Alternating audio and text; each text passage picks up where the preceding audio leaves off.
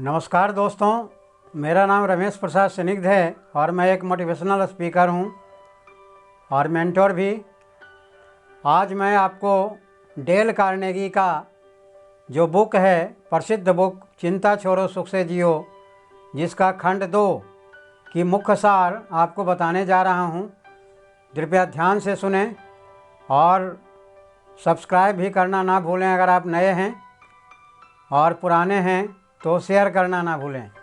तो शुरू करते हैं, ध्यान से सुने। दूसरा जो खंड है बेटे, चिंता की समस्याओं का विश्लेषण।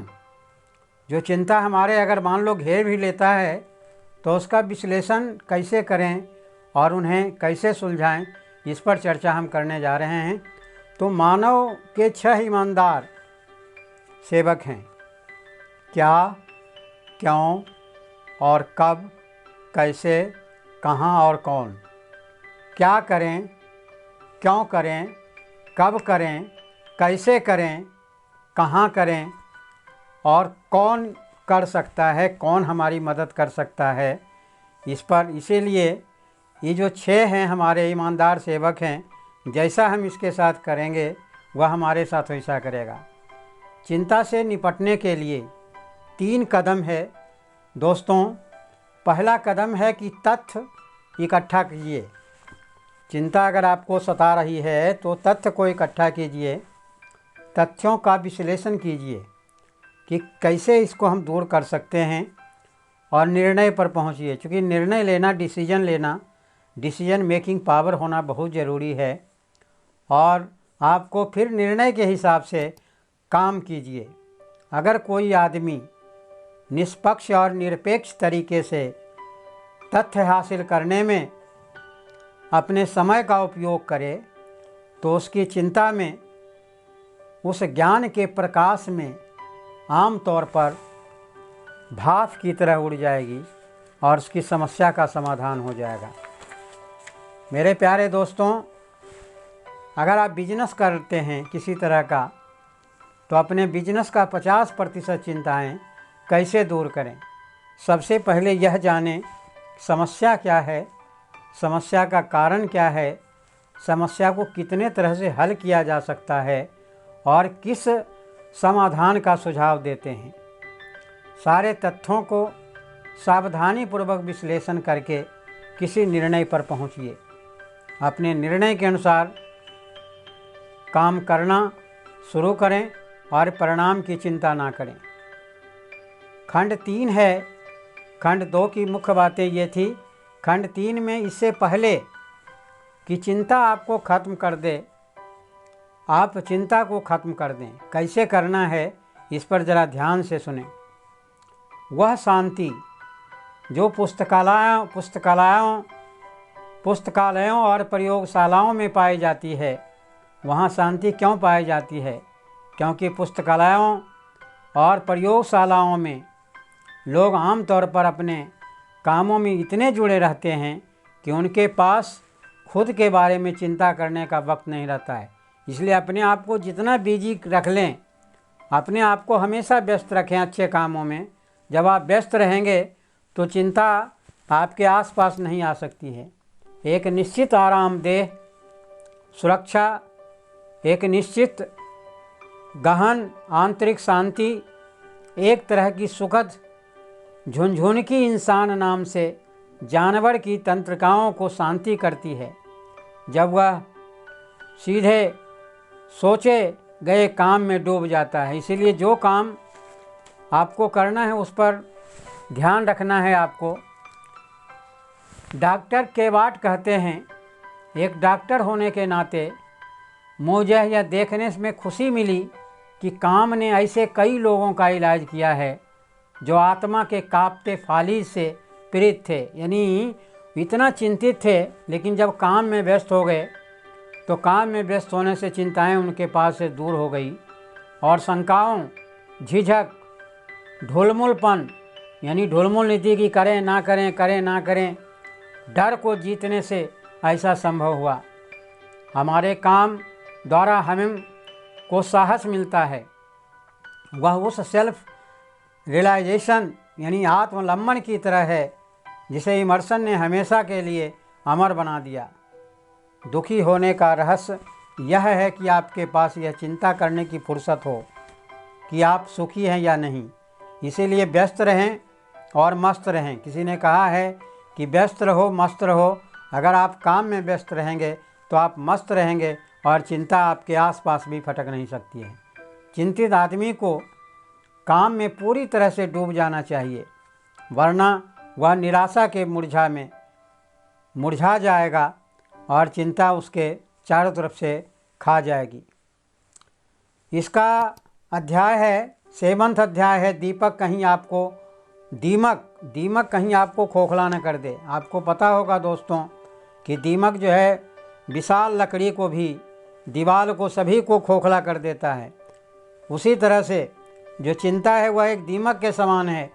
चिंता करेंगे तो जिस तरह से दीमक विशाल से विशाल, कठोर से कठोर लकड़ी को भी खोखला कर देता है, उसी तरह से आपको कर सकता है। एक प्रसिद्ध कानूनी कहावत है, कानून का संबंध तुच्छ बातों से नहीं है और चिंता करने वाले का भी नहीं होना चाहिए अगर वह मन की शांति चाहता है। जिंदगी इतनी छोटी है। इजरायली ने कहा था, एक बहुत बड़े विद्वान थे व्यक्ति, जिन्होंने कहा था कि ज़िंदगी इतनी छोटी है कि घटिया नहीं होना चाहिए। आप इस छोटे से ज़िंदगी को अगर घटिया बना देंगे तो आपका बहुत सारा समय चिंता में ही डूब जाएगा। आगे आपको ऐसी छोटी बातों से विचलित होने की ज़रूरत नहीं है जिन्हें हम नज़रअंदाज कर देना चाहिए और भूल जाना चाहिए। ज़िंदगी इतनी छोटी है कि घटिया नहीं होनी चाहिए। अध्याय 8 है एक ऐसा नियम जो आपकी बहुत सी चिंताओं को मिटा देगा। कौन सा नियम है मेरे प्यारे दोस्तों? खुद से पूछें, मैं जिस बारे में चिंतित हूँ, औसत के नियम के अनुसार उस घटना के होने की कितनी संभावना है। एक व्यक्ति था, जब घर से निकलता था तो सोचता था कि पता नहीं मेरा एक्सीडेंट हो जाएगा, कोई ट्रक वाला मार देगा, जबकि ऐसा होता नहीं। लाखों करोड़ों में एक ऐसी घटनाएं होती है। एरोप्लेन पर चलता था तो उसको लगता था कहीं एयर क्रैश नहीं हो जाए। तो इस तरह का बहुत ऐसे लोगों को आपने देखा होगा। तो औसत के अनुसार उस घटना के होने की कितनी संभावना है। अध्याय 9 है जो हो गया उसे स्वीकार कर लें। मेरे प्यारे दोस्तों, पहले जो हमारा वीडियो था उसमें भी मैंने कहा था यह हो चुका है, यह बदल नहीं सकता। जो हो गया उसे स्वीकार कर लो।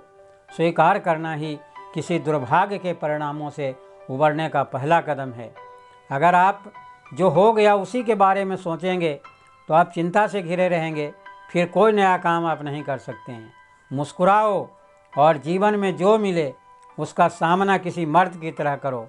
मेरे प्यारे दोस्तों, मुझे सिखाइए कि मैं चांद को हासिल करने के लिए या नाली में गिरे हुए दूध के लिए न रोऊं। जीवन की यात्रा में पर्याप्त मात्रा में संतोष का होना सबसे अधिक महत्व की बात है।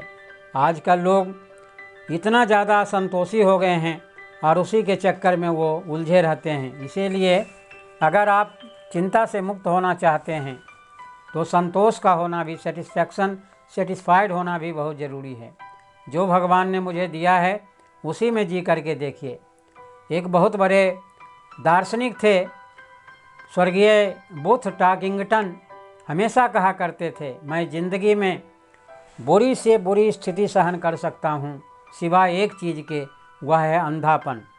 अंधापन को मैं नहीं झेल सकता हूँ, मैं उसे सहन नहीं कर पाऊँगा। टार्गिंगटन ने कहा, मैंने पाया कि मैं अंधेपन को उसी तरह झेल सकता हूँ जिस तरह कोई भी आदमी किसी परिस्थिति को झेल सकता है। अगर मेरी 5 इंद्रियां भी नष्ट हो जाए, 5 इंद्रियां के बारे में जानते होंगे, जैसे आँख है, नाक है, कान है, मुंह है, त्वचा है। अगर हमारी 5 इंद्रियां नष्ट हो जाए तो भी मैं जानता हूं कि मैं अपने मस्तिष्क के भीतर जीवित रह सकता हूं। बहुत ऐसे लोग हुए हैं, बहुत बड़े विद्वान लोग हुए हैं जो सुनते नहीं थे, देखते नहीं थे, गूंगे थे, उन्होंने कमाल कर दिया है। किसी ने ठीक ही कहा है, मस्तिष्क में भी यह हम देख सकते हैं, जीते हैं, चाहे हम यह बात जानते हों या ना जानते हों। अंधा होना दुख का कारण नहीं है, दुख का कारण है अंधेपन को झेल पाने की योग्यता न होना। अगर कोई व्यक्ति अंधा हो जाता है और अंधेपन को वह झेल नहीं पाता है तो वह बेकार हो जाता है, लेकिन उसको ये लगता है कि चलो भगवान ने मुझे अंधा बनाया है। तो हो सकता है बहुत ऐसी चीज़ें जो हम नहीं देख पाएँ। रात, बहुत इम्पोर्टेंट बातें इस बुक में कही गई है, ध्यान से सुनिएगा मेरे दोस्तों। रात, तूफान, भूख, उपहास, दुर्घटना, अपमान का सामना करो। किसके तरह? पेड़ों तथा जानवरों की तरह। देखे होंगे दोस्तों, प्रकृति ने हमें बहुत कुछ दिया सीखने के लिए। कितने पेड़ हैं बगीचों में भरे हुए हैं, जंगलों में हैं। वह रात को भी झेलता है, उसके लिए कोई ट्यूबलाइट नहीं होती। तूफान को भी झेलता है। ठीक उसी तरह से अगर जीवन में आपको सफल होना है तो रात, तूफान, भूख, उपहास, आपको लोग उपहास भी करेंगे जब नया काम कोई शुरू करना चाहेंगे, दुर्घटना और अपमान, क्योंकि आपको बहुत अपमानित, ईसा मसीह जैसे जिनको क्रिश्चियन लोग भगवान की तरह पूजते हैं उनको लोग सूली पर चढ़ा दिया था। सुकरात बहुत बड़े दार्शनिक थे जिनको जहर पिला दिया गया था। और ऐसे बहुत सारे, महात्मा गांधी जिन्होंने देश को आज़ाद कराया, गोली मार दी गई थी तो पर भी आज उनको लोग पूजते हैं। तो रात, तूफान, भूख, उपहास, दुर्घटना, अपमान का सामना करो पेड़ों और जानवरों की तरह। दुनिया की हर बीमारी का या तो कोई इलाज है या फिर नहीं है। इलाज नहीं है तो चिंता करने की कोई बात नहीं है। अगर इलाज है तो उसे ढूंढने की कोशिश करें, अगर इलाज नहीं है तो उसकी परवाह मत करो। शुरू में कैंसर का इलाज नहीं होता था, किसी को हो जाता था वो मर जाता था। इसीलिए जब इलाज हो जाता है तो इलाज चलता है। जैसी पेनी, जो राष्ट्रव्यापी पेनी स्टोर के संस्थापक थे, उन्होंने कहा था अगर मैं अपनी सारी पूंजी भी गंवा दूं तो भी मैं चिंता नहीं करूंगा, क्योंकि मुझे नहीं लगता है कि चिंता करने से वह पूंजी वापस हो जाएगा। चिंता करने से मुझे कोई फ़ायदा होगा। मैं जो भी अच्छे से अच्छा कर सकता हूँ, मैं जो भी अच्छे से अच्छे कर सकता हूँ करता हूँ, और परिणामों को ईश्वर के साथ मैं छोड़ देता हूँ। आप हेनरी फोर्ड का नाम सुने होंगे, जिन्होंने फोर्ड के मालिक थे, ने कहा था जब मैं घटनाओं को सुधार नहीं सकता तो मैं उन्हें उसके हाल पर छोड़ देता हूँ। जो होना तय है वह हो करके रहेगा। क्राइस्लर कॉरपोरेशन के प्रेसिडेंट केंटी केलर से पूछा गया कि आप चिंता कैसे दूर रखते हैं। उनका जवाब था, जब मेरे पास कोई कठिन परिस्थिति आती है और अगर मैं उसके बारे में कुछ कर सकता हूं तो मैं उस काम को कर देता हूं, अगर मैं कुछ नहीं कर सकता तो मैं उसे भूल जाता हूं। सुख का एक ही रास्ता है, सुख का एक ही रास्ता है, और वह है कि उन चीज़ों के बारे में चिंता ना की जाए जो हमारी इच्छा शक्ति के परे है। इसीलिए मेरे प्यारे दोस्तों, किसी भी जीवित आदमी में इतनी भावना ऊर्जा नहीं होती कि वह अवश्यंभावी से लड़ सके, क्योंकि जो अवश्यंभावी है वह हो करके रहेगा और नए जीवन की शुरुआत भी कर ले।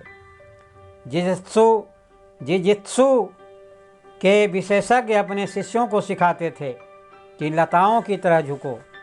आप अगर पेड़ की तरह खड़ा होंगे तो आंधी तूफान आपको तोड़ देगा, लेकिन लताओं की तरह अगर रहेंगे तो झुक जाएंगे। पेड़ की तरह प्रतिरोध मत करो, लताओं की तरह झुको। जो व्यक्ति जितना शीर्ष पर जाता है वह उतना ही नम्र होता है, लताओं की तरह होता है। अगर हम थोड़ा और आगे बढ़ते हैं, यानी यथार्थ के कटु संसार को अस्वीकार करते हैं और खुद की बनाई हुई सपनों का दुनिया में दुबक जाते हैं, तो हम पागल हो जाएंगे। इसीलिए मेरे प्यारे दोस्तों, जो होना तय है उसे सहजता से सहन करने की कोशिश करो। अनमोल प्रार्थना डॉक्टर रोनहोल्ड नीवर ने लिखी है कि हे प्रभु, मुझे शांति दो उन चीज़ों को स्वीकार करने की जिन्हें मैं बदल नहीं सकता हूँ। जिन चीज़ों को मैं बदल सकता हूँ उन्हें बदलने का साहस दो और दोनों में फ़र्क को पहचानने की बुद्धि दो। अवश्यंभावी के साथ सहयोग करें। लेसन 10 है, अपनी चिंताओं पर स्टॉप लॉस लगा दें। देखो, चिंता कब होती है?